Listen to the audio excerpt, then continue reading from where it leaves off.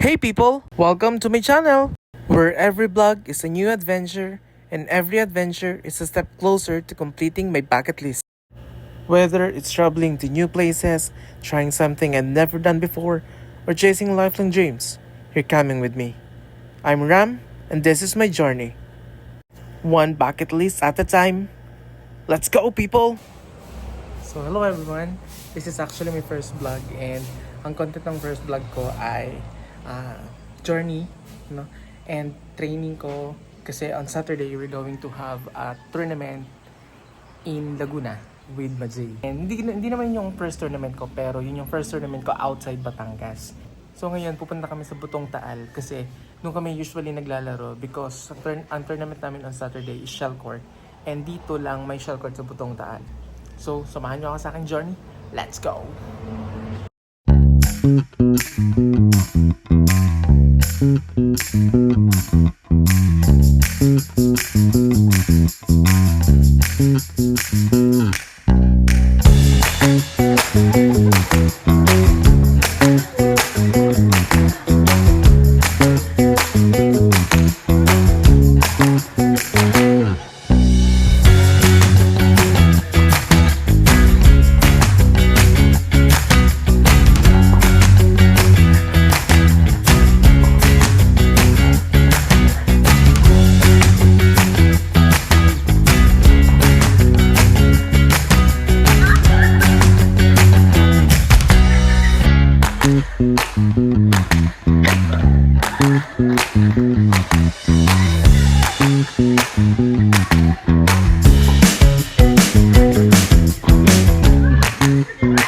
So hello guys, tapos yung second game ko and ano kami, panalo, parehas ng game namin.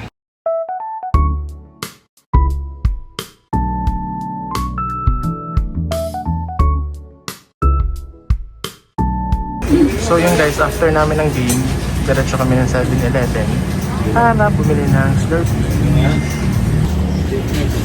Inom pa naman ako. Hello! Nilagyan mo lang ng liquid. This is me after... Pangilang game na natin yun? Hindi. Parang palima na nga. After 4th game. So guys, again, another day. Nandito kami ngayon ulit sa Butong and I decided na magpahiting muna sa coach dito. So for 30 minutes, then after nun ay game muna kami. Okay? So see you later!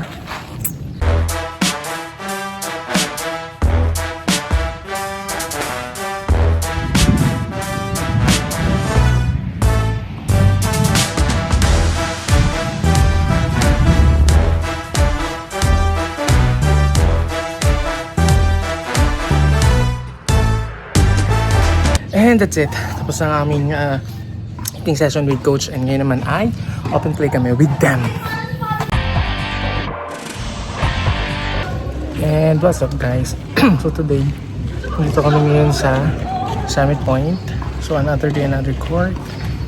And training na ulit kami for tournament on Saturday or bukas.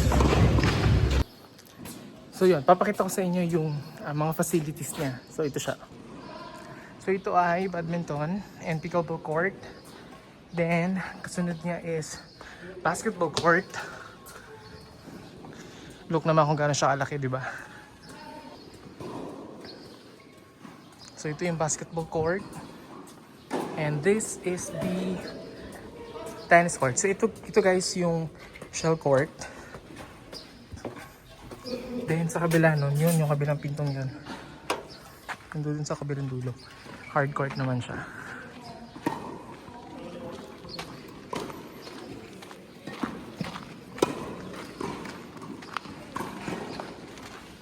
So ito naman yung hard court guys. Tennis court din siya but then kaiba niya is hard court siya.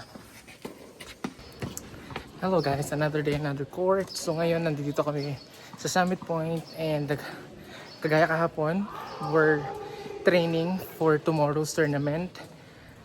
Yun. So kami ulit yung magkakasama and actually itong pinuntahan namin is shell court ulit kasi nga yung tournament namin is shell court bukas. So that's why kailangan masanay kami na maglaro sa shell court.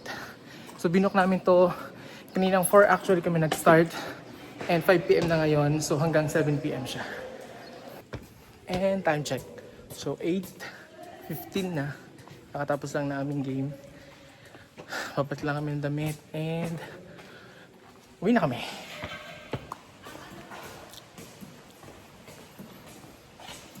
Si Doc Isa.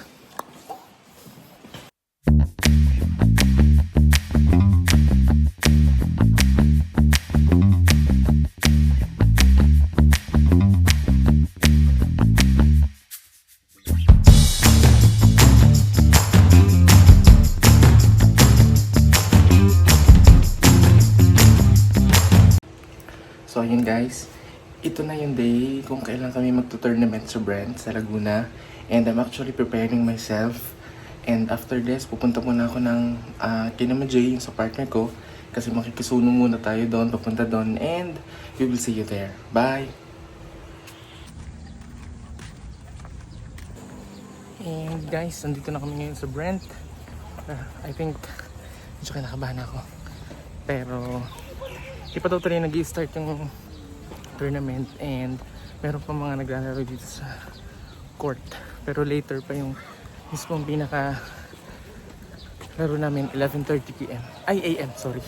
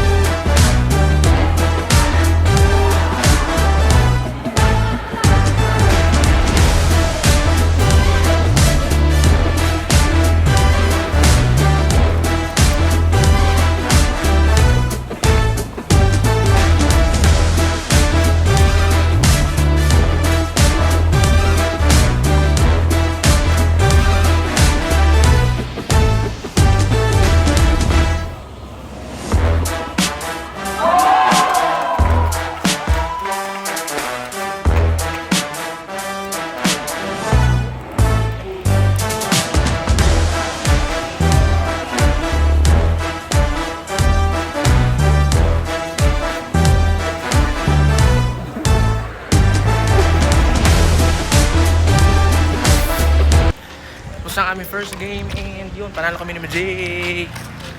Yes!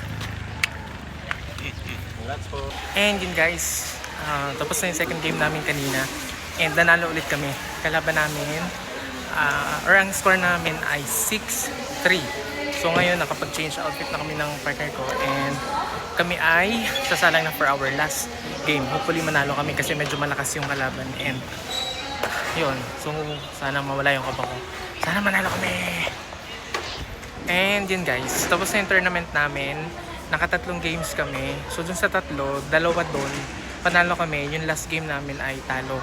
Okay, pero magaling naman talaga yung kalaban namin. And for me personally, satisfied naman ako sa naging result ng game.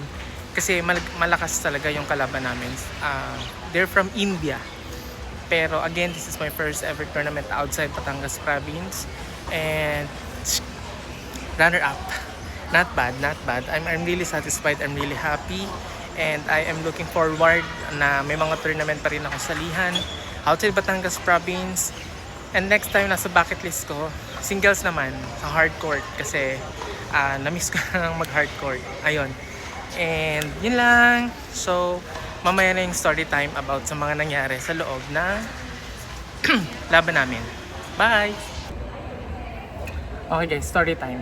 So kanina yung first game namin, ang score namin ay tie. As in 6, nag 5-5 kami, so tie break. Ang sabi ng umpire ay kailangan daw race to 7. So nagrally kami, naglaban hanggang sa naging score ay 6-6. So it's a match point. And tie break ulit. Ano bang tawag doon? Juice. So juice.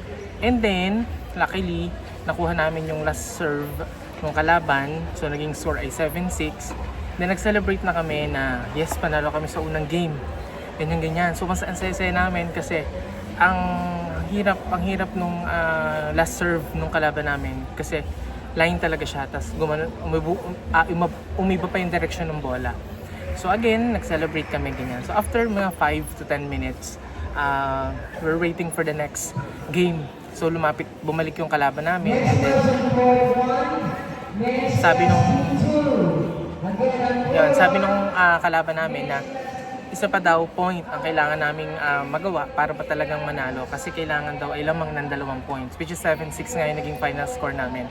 So nagulat kasi panalo na sana kami ganyan.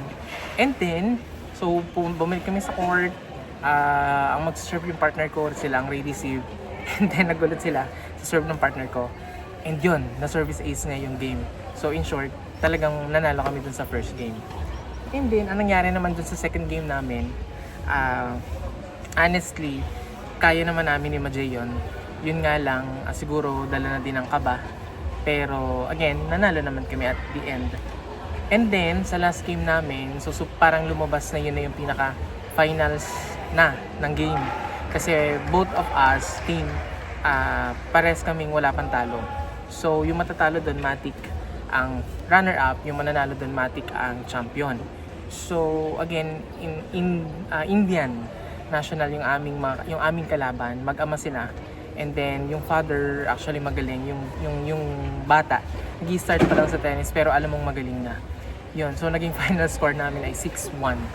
Parang 6-1 yata yun. But, again, we're really happy. Naging problema lang talaga namin sa last game namin is the umpire.